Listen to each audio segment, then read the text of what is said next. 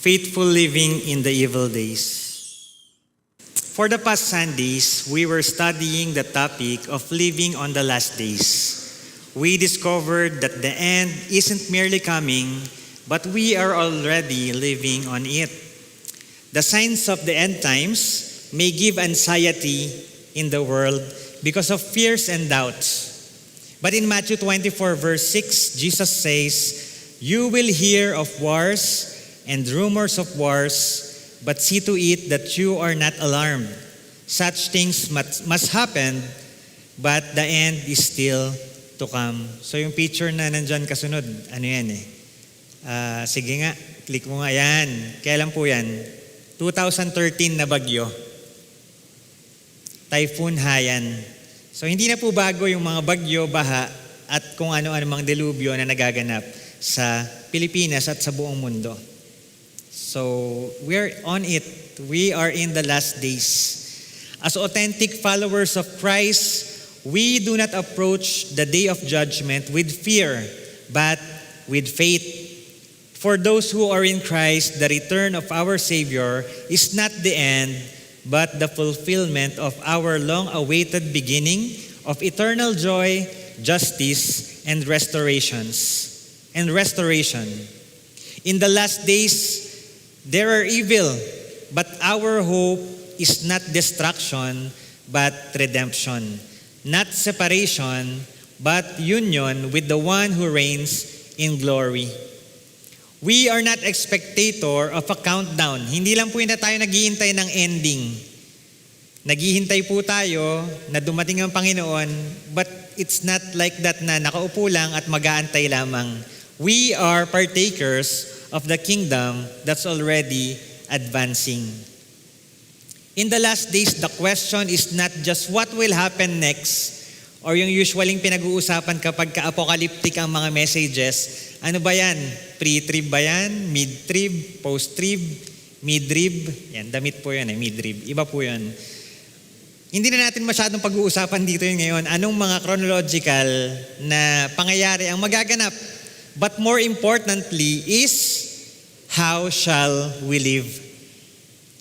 Whether through wars, calamities, or cultural shifts, kahit talamak ang kasalanan sa mundo, tayong mga tunay na mananampalataya ay dapat mamuhay ng naaayon sa katuwiran at kabanalan ng Diyos. In this time when evil seems to prevail, what does living faithfully to the Lord look like in your daily choices, in your relationships, in our life as being witnesses? This morning, I invite you to dig deeper into that question. Let's discover not just how to survive these times, but how to shine in them. How to live as citizens of a kingdom that cannot be shaken, with eyes fixed not on the chaos, but on the coming of Christ. Tayo po'y manalangin. Panginoon, nawa po ang inyong banal na Espiritu ang lumukob sa lugar na ito. Nang gayon, Panginoon, aming maunawaan yung inyong salita na aming pag-aaralan ngayong araw na ito. At sa pag-unawa namin ito, Panginoon, ay magkaroon kami ng desisyon to become obedient to your word. At nawa, Panginoon, maging mabuting witness kami, Panginoon, na ipamalita ang iyong ebanghelyo sa buong sanlibutan. This is our prayer in Jesus' name. Amen. Number 1, escape the evil. From verses 1 to 5. It was a strong reminder of Paul to Timothy about the evil in the last days. As young disciple, Timothy must learn how to deal with difficult times when people are consumed by sinfulness. The last days were described by Paul as terrible or perilous. Ano pong version ng Bible ang hawak ninyo? Kasi pagka sa NIV, terrible po yung sinasabi. Sabi naman sa ESV, difficult times. Yan. Sa King James, may King James ba dyan? Yata ang sinasabi yata doon ay perilous. In Greek, yung perilous, yung terrible, or yung difficult days, it is kalepos, which was only used twice in the New Testament. In Matthew chapter 8:28, it describes the violent nature of two demon-possessed men in the region of the Gadarenes. And here in our passage, it describes the moral and spiritual climate of the last days. So ganun po pala yung climate ng last days na ikumpara sa two demon-possessed man at spiritual decline at moral decline ng sangkatauhan. The Bible warns us about the terrible times in the last days. We don't need to look far into the future to see the truth of His words in our own time. Natural calamities, public health crisis or pandemic, economic collapse, wars and threats of wars are not new. They are present throughout history and continue to bring this disorder in our generation. But the most alarming sign of the last days are the increased prevalence of evil and the decline of moral conviction. These are more than just the signs of the end times, but a reflection of the godlessness of this world. So ito po, nilista ko po lahat ng evil in the last days. 19 na kasalanan po yung nilista ron sa verses 1 to 5 So hinati ko siya sa 4 na categories, kung tama bang pagkakahati ko. Lovers of themselves, lovers of money, boastful, proud, slanderous. Sa relational ay disobedient to parents, without love, unforgiving, abusive, ungrateful, moral, brutal, not lovers of the good, rash, treacherous, without self-control. Tapos yung spiritual, having a form of godlessness but denying its power, lovers of pleasure rather than lovers of God, unholy and conceited. Sabi ni Apostle Paul kay Timothy, have nothing to do with such people. Apostle Paul instructed Timothy to turn away from this kind of people. Tingnan mo nga yung katabi mo. Don't turn away from him. Mamaya na, pagkalabas na po tayo. Turn away from this kind of people. Hindi po yung katabi mo yung binanggit po dito ng mga character. Do you have the courage to turn away from the sinful people, from the evil of this world? Or are you the kind of person that are being described in our table? So marami po yan, mahirap isa-isahin, mauubos po yung ating oras. But is loving yourself a priority? Is it your priority to love yourself? In today's world, we often hear the message, love yourself first. While it sounds helpful, Jesus gave a deeper and better way. In Matthew chapter 22, He said, love the Lord your God with all your heart and soul and mind, and love your neighbor as yourself.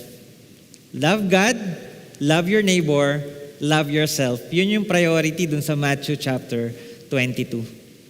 As true followers of Jesus, we are called to turn away from the evil of this world. This means choosing what is right, even when it is hard and unpopular. We are called to be selfless, to think of others more than ourselves. This means showing respect, staying humble, and not always pushing for our own desires. Learning God's word is just the beginning. We must live it out every day.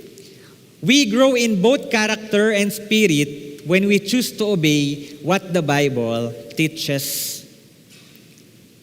Let the word of God shape our identity. Turn away from evil and walk in the righteousness that comes from Him. Ipamuhay po natin ang ating pagiging Kristiyano sa lahat ng aspeto ng ating buhay. Not just every Sunday when we come to church or whenever we participate in doing church activities. Kasi po madaling maging Christian kapag Sunday na pupunta ka sa simbahan.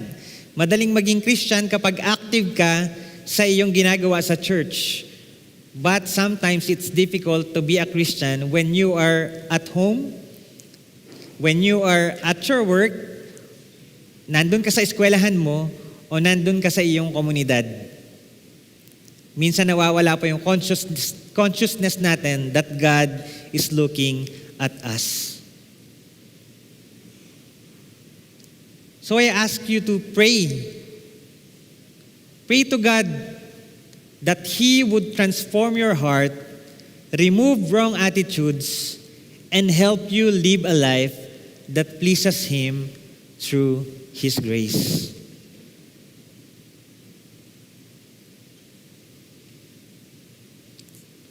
Number 2, discern the deceit, verses 6 to 9. Paul recognized that the world has already full of dangers even during their time.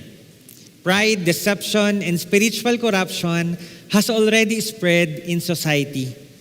He warned Timothy that this evil would intensify as the return of Jesus drew nearer. Yet what concerned him most was not just their presence in the society.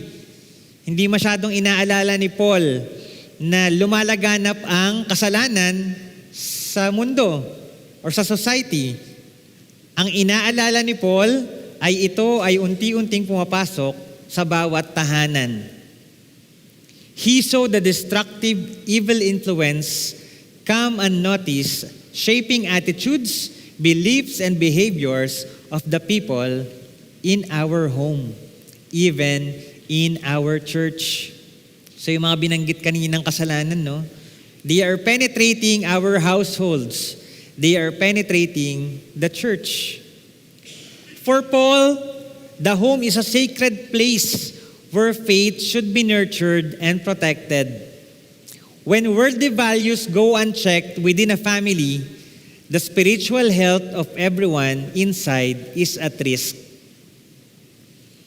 Kaya dapat po nating in-nurture yung bawat pamilya dito sa FBC. So lagi nating binabanggit, we are family, FBC family. Pag may mga gatherings tayo, parang family ang FBC. We eat together, we pray together.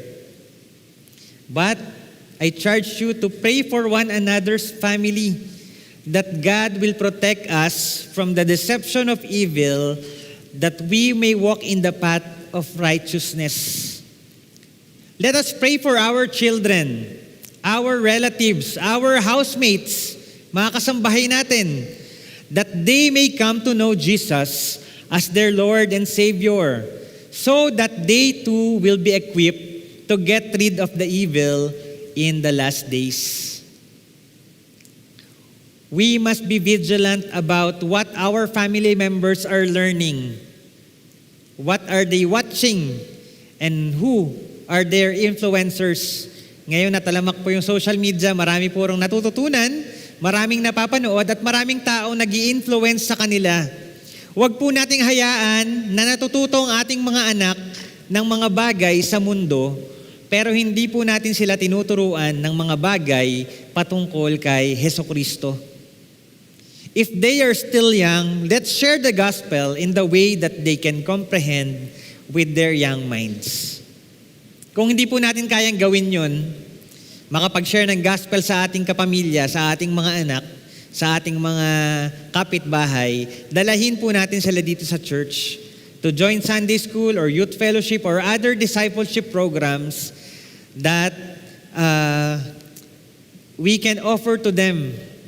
Discipleship programs and seekers program, yung ating evangelistic program, nang sa gayon, makilala nila ang Panginoon bilang Diyos at tagapagligtas ng kanilang buhay.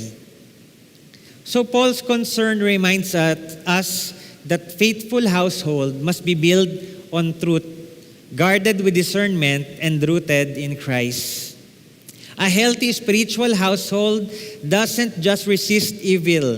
It actively shares love, humility, and wisdom that stands firm even in terrible times.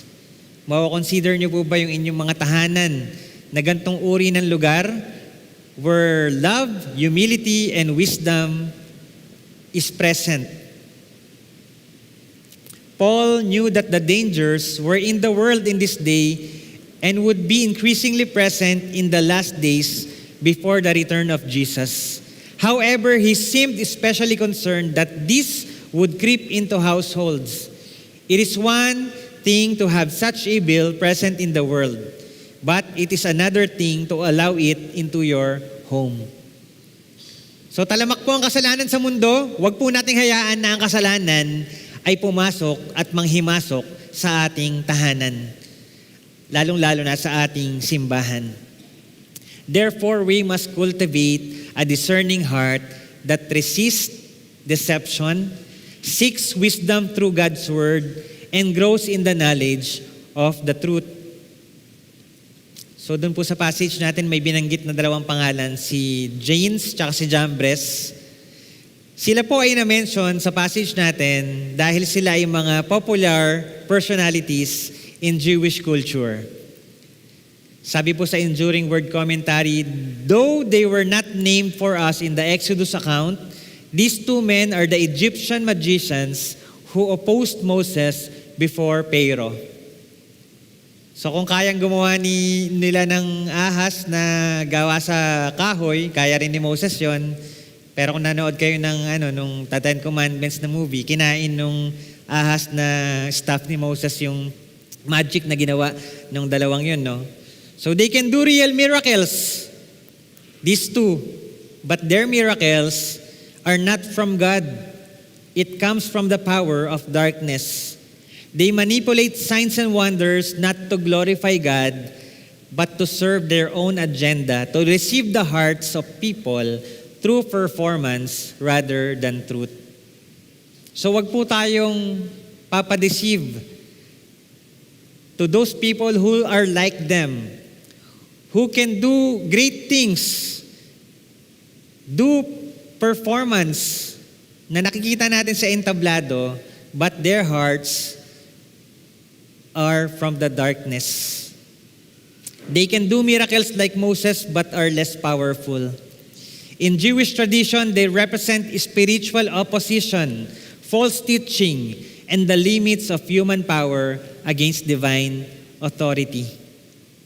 Kaya mga kapatid, maging mapagmatsyag po tayo sa ating paligid. Huwag tayong padadala sa mga maling katuruan na pinapalaganap ng mundo. Kasi marami pong maling katuruan eh. Maling katuruan patungkol sa mga pananaw mo sa buhay. And may mga maling katuruan din patungkol sa mga nilalaman ng Biblia. Let us hold on to God's revelation through His written word that will give us a discerning heart that is able to test, identify, and rebuke spiritual deceit. So yung mensahe po ng Panginoon, binigay niya na sa atin sa pamamagitan ng Biblia na binabasa po natin. Pag may makita kayong mga post sa social media, i-verify niyo po muna kung totoo po yung mga yon o kung may mga tamang biblical basis. Kung may nag-share sa'yo ng pananaw patungkol sa kanyang idea, tungkol sa politics, tungkol sa gender equality, tungkol sa theological na statements niya, ipanalangin, pag-aralan at suriin po muna nating mabuti kung ito ba ay naaayon sa ating sinasampalatayaan. Tulad po ng mga Berean Christians, hindi lang sila basta-basta naniniwala sa sinabi ng kanilang mga leaders o sa sinabi ng mga apostol na patungkol sa sinabi ni Jesus. They verify if it is true. So titignan po natin kung yun po ay naaayon sa nakasulat sa Biblia.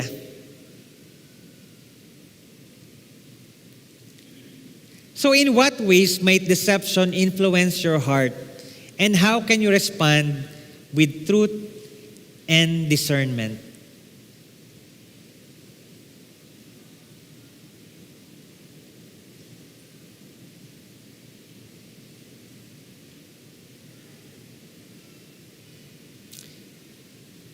Number 3, grasp the good work. Sabi po sa verses 10 to 17, you, however, know all my teachings, my way of life, my purpose, faith, patience, love, endurance, persecutions, suffering. What kinds of things happened to me in Antioch, Iconium, and Lystra, the persecutions I endured, yet the Lord rescued me from all of them. In fact, everyone who wants to live a godly life in Christ Jesus will be persecuted, while evildoers and impostors will go from bad to worse, deceiving and being deceived. But as for you, continue in what you have learned and have become convinced of, because you know those from whom you learned it, and how from infancy you have known the Holy Scriptures, which are able to make you wise for salvation through faith in Christ Jesus. All Scripture is God-breathed and is useful for teaching, rebuking, correcting, and training in righteousness, so that the servant of God may be thoroughly equipped for every good work. Paul urges Timothy to persevere in the challenging journey of following Jesus. Challenging po ang journey nating mga Kristiyano in following Jesus. Hindi po yun engranding daan. Yun po ay narrow na daan. Masikip at konti lamang ang nakakapasok. Paul remind Timothy of the sufferings and the persecutions he himself endured for the sake of the gospel. So in-encourage po ni Paul si Timothy. Yan. Para i-encourage niya si Timothy, sinabi niya na nagdusa ako at naghirap para sa Panginoon. So ikaw rin, ganun din ang mangyayari sa'yo. So tayo po ba, handa po ba tayo mag-suffer para sa Panginoong Hesukristo? Timothy had known the Word of God from his earliest years, yet see how strong the exhortation is from Paul that he continue in them. Hindi po exempted si Timothy kahit bata pa lamang siya, alam na niya yung scriptures, hindi siya exempted na ma-fall into sin, ma-fall into temptation. Kaya ni-remind siya ni Paul na magpakatatag. Even though Paul knew that Timothy grew up knowing the scriptures, he still warned him not to be deceived by the evil of the last days. He reminded Timothy to be equipped with the word that came from God through his written word. All scripture is God-breathed and is useful for teaching, rebuking, correcting, and training in righteousness, so that the servant of God may be thoroughly equipped for every good work. In 1 Timothy chapter 5 verse 18, Paul combined the quotation from the Old Testament and some words of Jesus recorded in Luke chapter 7. So in-identify ni Paul yung mga salita, yung mga nakasulat sa Torah or sa Old Testament na mga aklat, at yung mga sinabi ni Hesukristo na sinalaysay sa Luke, they are both scripture. Sinabi po ni Apostle Paul that the Old Testament and the New Testament, both of them are the scripture. It serves as the authoritative sources of God's Word, revealing His enduring truth and faithfulness across all generations and among all nations. So yung Old Testament natin at ang New Testament natin, nanggaling po sa Panginoon. Part yun ng God-breathed. Hininga ng Panginoon, yung lumang tipan at bagong tipan. Kaya tayo ay sumusunod sa bago at sa lumang tipan. The Bible is God's gift to us, an inspired guide that reveals His character, His redemptive plan, and His desires for how we live life. It is not just a user manual, but a living word that shapes our hearts, renews our minds, and equips us for every good work.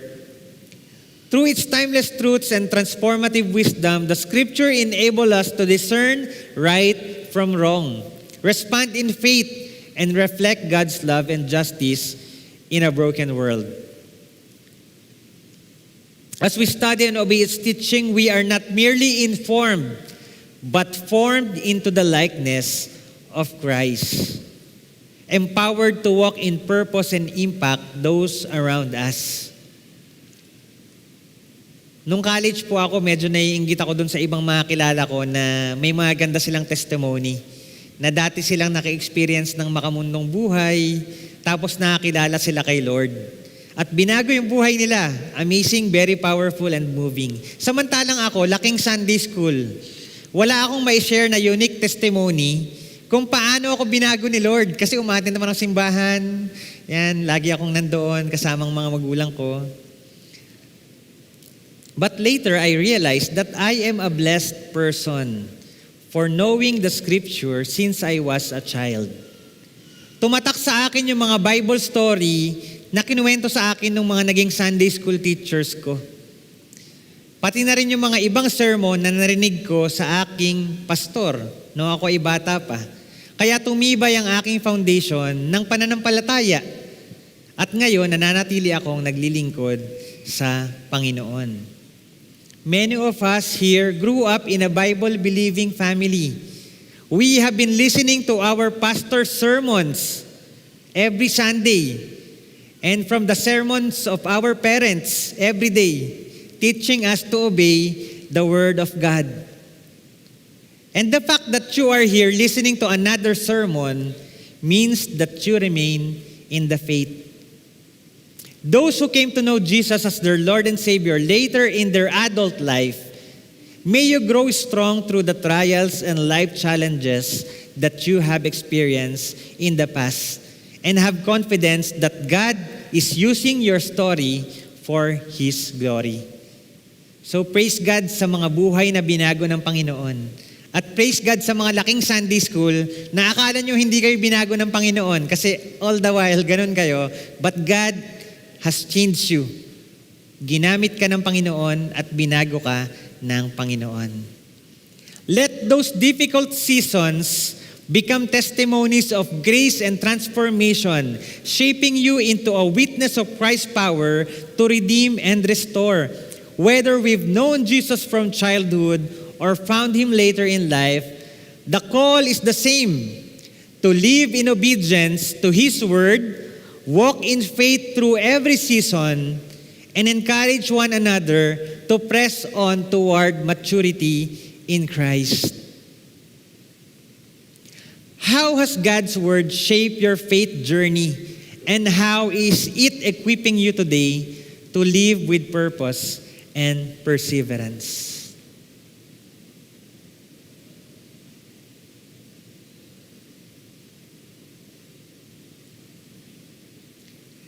In a world marked by evil, deception, and distraction, how are you intentionally shaping your life around God's truth to escape what corrupts, discern what misleads, and embrace the kind of faithfulness that equips you for every good work?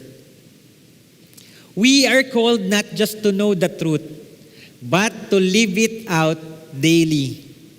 This means opening our hearts to Scripture, allowing it to shape our character, decision, and relationships. It means surrounding ourselves with godly counsel, guarding our hearts against compromise, and clinging to the hope we have in Christ. We are in the last days. Hindi po natin mapipigilan ang panahon ng paghuhukom. Lilipunin ang mga makasalanan at iaangat ang mga sumasampalataya kay Jesus.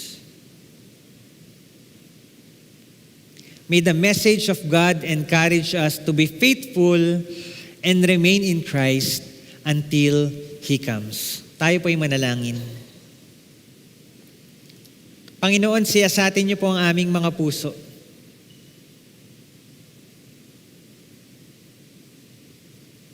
Dalangin po namin, Panginoon, na kayo ang kumilos sa aming mga buhay. Nang sa gayon, magkaroon kami ng kakayahan na maging obedient sa iyong salita. Salamat sa inyong grasya, Panginoon, na tinawag niyo kami sa lugar na ito upang matuto, upang kilalanin ng mas malalim ang aming Panginoong Hesukristo. Lord, the last days are evil. Talamak po ang mga kasalanan na lumalaganap sa mundo. Ngunit bilang mga Kristiyano, dalangin namin, Panginoon, na pagkalooban niyo po kami ng kalakasan ng puso at isipan, nang sa gayon hindi po kami maligaw ng landas at manatili kami na yakap sa inyong presensya. Marami pong salamat, aming Ama. Ito ang aming dalangin sa pangalan ni Jesus. Amen.